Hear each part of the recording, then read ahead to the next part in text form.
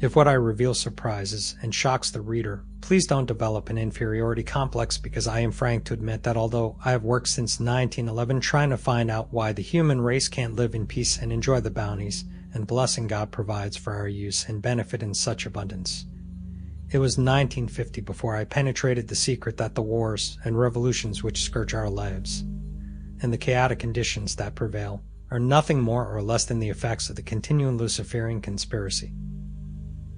It started in that part of the universe we call heaven, when Lucifer challenged the right of God to exercise supreme authority. The Holy Scriptures tell us how the Luciferian conspiracy was transferred to this world in the Garden of Eden, until I realized that our struggle is not with flesh and blood, but with the spiritual forces of darkness who control all those in high places on this earth.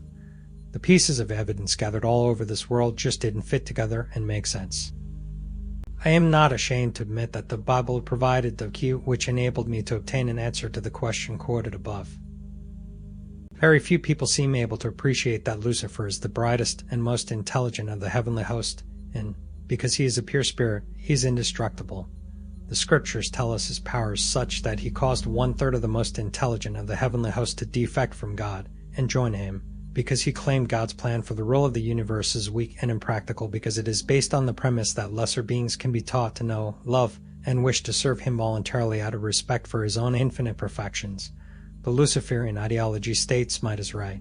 It claims beings of proven superior intelligence have the right to rule as less gifted because the masses don't know what is best for them. The Luciferian ideology is what we call totalitarianism today. The Old Testament is simply the history of how Satan became prince of the world and caused our first parents to defect from God. It relates how the synagogue of Satan was established on this earth. It tells how it has worked since to prevent God's plan for the rule of the universe being established on this earth. Christ came to earth when the conspiracy reached the stage that, to use his own words, Satan controlled all those in high places. He exposed the synagogue of Satan. He denounced those who belonged to it as sons of the devil, Lucifer, whom he castigated as the father of lies and the prince of deceit. He was specific in his statement that those who comprised the synagogue of Satan were those who called themselves Jews, but were not and did lie. He identified the money changers, bankers, the scribes, and the Pharisees as the Illuminati of his day. What so many people seem to forget is the fact that Christ came on earth to release us from the bonds of Satan with which we were being bound tighter and tighter as the years rolled by. Christ gave us the solution to our problem when he told us we must go forth and teach the truth regarding this conspiracy to all people of all nations. He promised that if we did this, knowledge of the truth would set us free. The Luciferian conspiracy has developed until it is in its semi-final stage, simply because we have failed to put the mandate Christ gave us into effect. In 1784, an act of God placed the Bavarian government in possession of evidence which proved the existence of the continuing Luciferian conspiracy. Adam Weishaupt, a Jesuit-trained professor of canon law, defected from Christianity and embraced the Luciferian ideology while teaching in Ingolstadt State University.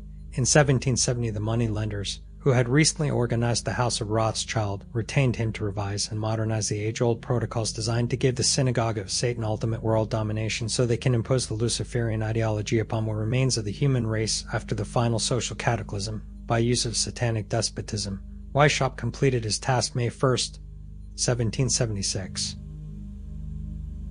The plan required the destruction of all existing governments and religions.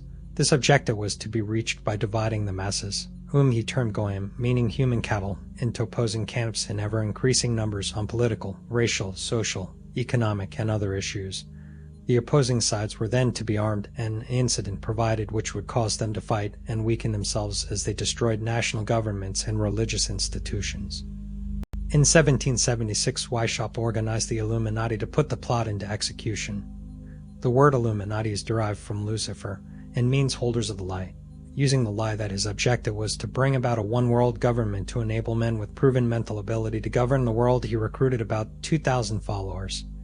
These included the most intelligent men in the field of arts and letters, education, the sciences, finance, and industry. He then established lodges of the Grand Orient to be their secret headquarters. Weishaupt's revised plan required his Illuminati to do the following things to help them accomplish their purpose. 1. Use monetary and sex bribery to obtain control of people already occupying positions in high places in the various levels of all governments and other fields of human endeavor.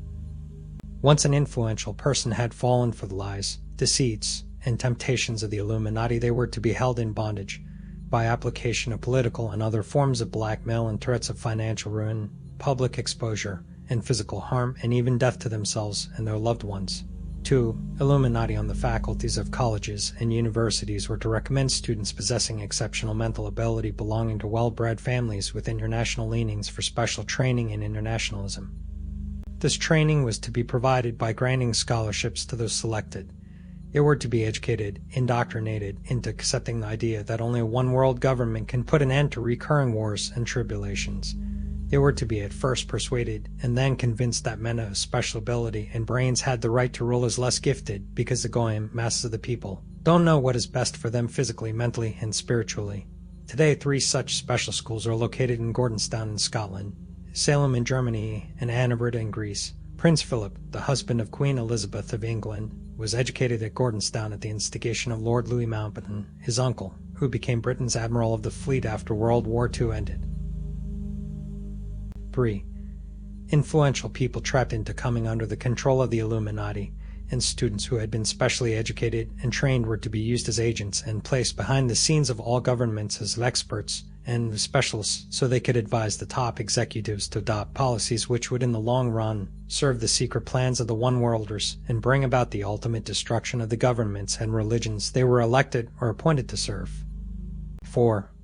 The Illuminati were to obtain control of the press and all other agencies which distribute information to the public. News and information was to be slanted so that the goyim would come to believe that a one-world government is the only solution. Please click the link in the description to continue. Thank you for taking the time to hear the truth. Peace be with you.